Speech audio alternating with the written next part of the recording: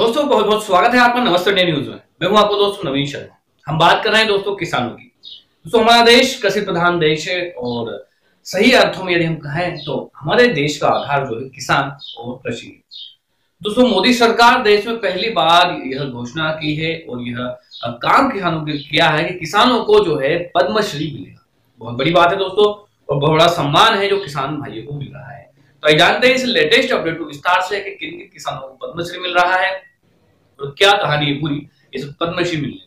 तो वीडियो शुरू करने से पहले कहना चाहूंगा आपने चैनल सब्सक्राइब नहीं किया सब्सक्राइब करो, बेल आइकन आप दबाएं जिससे अपडेट रहे आप सभी को। और दोस्तों इस वीडियो को अधिक से शेयर करना बिल्कुल ना भूलें ताकि हर किसान तक ये पहुंच सके और वह गर्व महसूस कर सके कि देश हित में जो उन्होंने मेहनत की है वह बेकार नहीं गई है, अब उन्हें भी पद्मश्री मिल रहा है। तो आइए जानते हैं इस अपडेट को विस्तार से।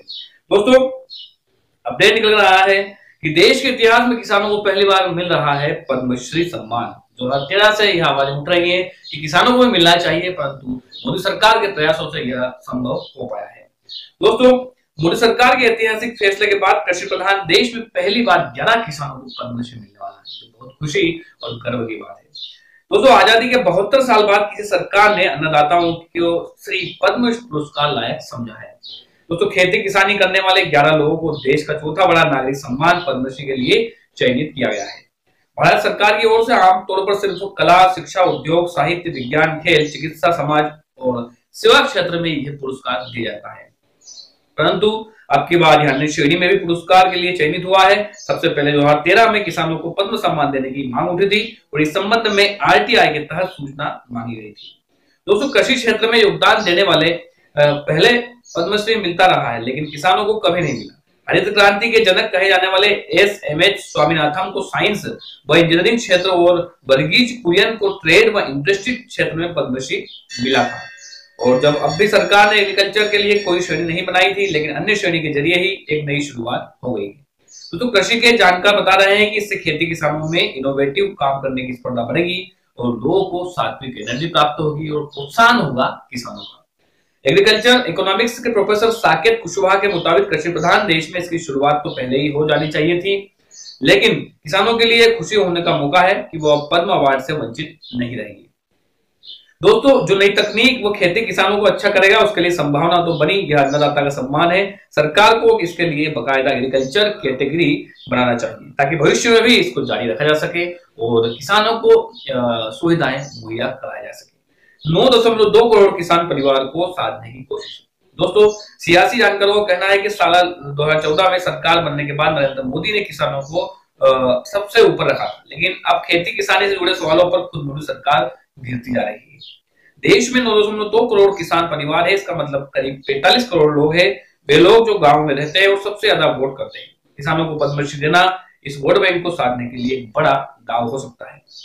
दोस्तों आमतौर पर सरकार के खिलाफ विरोध का झंडा उठाए रखने वाले भारतीय किसान यूनियन के नेता राकेश टिकैत ने पद्मश्री वाले पहल का स्वागत किया है और टिकैत ने कहा है कि सरकार को इस कदम का स्वागत किया चाहिए कि आजादी के 7 दशक बाद किसी ने उन्हें इसके लायक समझा। इसके किसान नए प्रयोग करके प्रेरित होंगे। सम्मान के लिए चयनित हुए किसान कौन कौन से हैं उनके नाम जान लेते हैं। दोस्तों जिन किसानों को पद्म सम्मान के लिए चयन किया गया है उनमें हरियाणा के कंवल सिंह चौहान, बिहार के राजकुमारी देवी, गुजरात के वल्लभ भाई वासरा भाई और मरवानिया विमल पटेल, राजस्थान के जगदीश प्रसाद पारिक, हुकुमचंद पाटीदार, ओडिशा के कमला पुजारी, उत्तर प्रदेश के भारत भूषण त्यागी और रामचरण वर्मा, आंध्र प्रदेश के वेंकटेश्वर राव, यदल्ला पल्ली और मध्य प्रदेश के बाबूलाल दहिया शामिल है। ये एक अवार्ड एग्रीकल्चर साइंटिस्ट को दिया गया है। दोस्तों इस तरह लिया गया फैसला केंद्रीय कृषि राज्य मंत्री गजेंद्र सिंह शेखावत ने न्यूज 18 हिंदी को बताया कि किसानों के लिए पद्म अवार्ड की मांग उठने के बाद हमने तय किया कि अन्नदाता को जरूरी यह सम्मान मिलना चाहिए क्योंकि देश का पेट भरता है। मैंने इस मसले को प्रधानमंत्री नरेंद्र मोदी तक पहुंचाया, उन्होंने इसे बहुत संजीदगी से लिया और फिर किसी किसान सूची बनने शुरू हुई। तय हुआ कि विशुद्ध किसान को ही चयनित किया जाए। 1000 से अधिक किसानों की एंट्री की थी, उसमें से उन्हें चयनित किया गया जिन्होंने खेती में कुछ नया किया और वह आगे भी जारी रखा, उनको सम्मान दिया गया।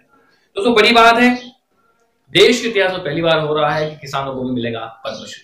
तो अच्छी खबर है, शेयर करना बिल्कुल ना भूलें और ताकि सभी किसान भाइयों को उत्साहवर्धन हो और हमारे देश का जो मेन और बेस है वह आगे बढ़े। इस वीडियो में इतना ही, फिर आपके लिए उपस्थित होंगे जानकारी के साथ। तब तक के लिए दोस्तों खुश रहिए, स्वस्थ रहिए। नमस्ते इंडिया।